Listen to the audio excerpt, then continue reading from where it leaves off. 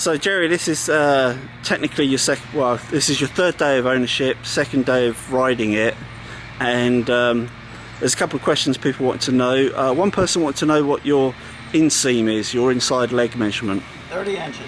30 inches. 30 inches. So you're 5'9" with 30 inches inseam, and a few people are interested to know what the range is like. How long could you go before it went on to the low light? When I fill it up, generally it's around 225 miles, it says, till empty. Cool. The reserve light goes on at about 35 to 40. Okay. So I'm thinking that you're good for 200 miles. Yeah. So about 180 till the light comes on. You'll probably want fuel within 20 miles, and 20 miles after that you'll be pushing it.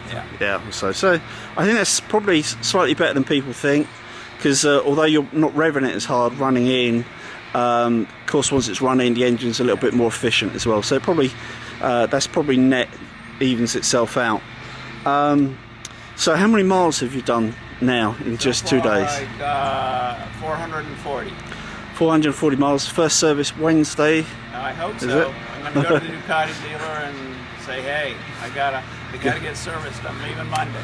Okay, because you're hoping to already take it all the way to Texas next week. So it'll be you know, a couple of thousand miles by the time you get back from that, I'd imagine already. So that's good to know. But on so you had a first proper ride today on your own, where you could go at your own pace, stop when you like, get more used to it. 6,000 RPMs. Right. Oh yeah, so, of course. You know, it'll be good when I get out of that. Right. And yeah. But still enjoying it today. Yes, very much. Handle's great. You know, we had good twisties. You know, up in North Georgia today. Yeah, a couple of people were asking about that. Although I did mention it in the last video, the counter rotating crank, and did it help with the steering? You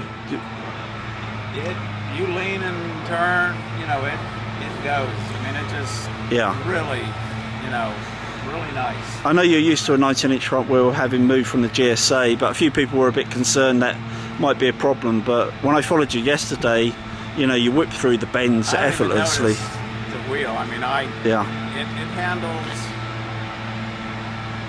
different than the GS, but the same as the GS. There's no problem with the handling on this. It's agile, it'll do reassuring. a lot more than I can do. Yeah, I see you use the tyres a lot more than you have yesterday. And how are you getting on with the tyres? They feel good? The tires are fine. I mean, it was wet probably roads, scorpions. You know, 36 degrees. You know, no skidding, no sliding, no nothing. Cool, great. Well, maybe we'll catch up with you later in the week when you had the first service. I know there's 3 recalls, but two were done at the PDI. Is that right? Yeah, there's some recalls. Nothing major. Nothing major. Just some little noise down here. I didn't hear anything. Okay. It's great. Good. So far, so good. Excellent. First impression's good then. Anybody 5'9", you're gonna be happy with it. I wouldn't worry about it. Cool. You know, and you've got the nice clearance. Yeah, more clearance because the engine GSA, is regular GSA. Yeah, it's not as high and it's carried higher. And personally, to me, it feels, you know, lighter than I know we moved from GSAs, but having sat on Paul's standard GS and this, I think this feels lighter. Even if it's the same weight, it's carrying that weight better. It's better proportion. And I'll ride tomorrow with Ed, and he's bringing his GSA. And we're going to kind of switch back and forth. Oh, cool. So I can get right off that, you know, and get on to the GSA and back and forth. So it'd be good to maybe catch up if you have time later in the week. We'll see if there was any issues at the 600 service and how you and Ed thought when you swapped bikes. Yeah, right. Cool. Sounds all right. Good.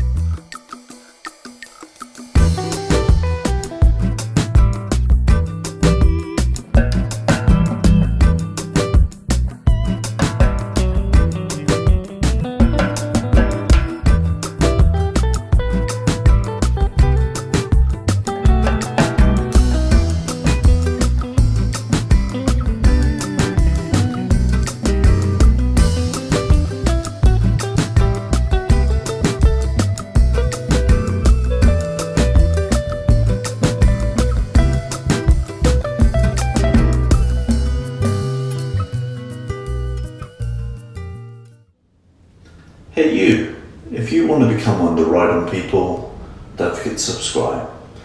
Ride often, ride carefully, ride on.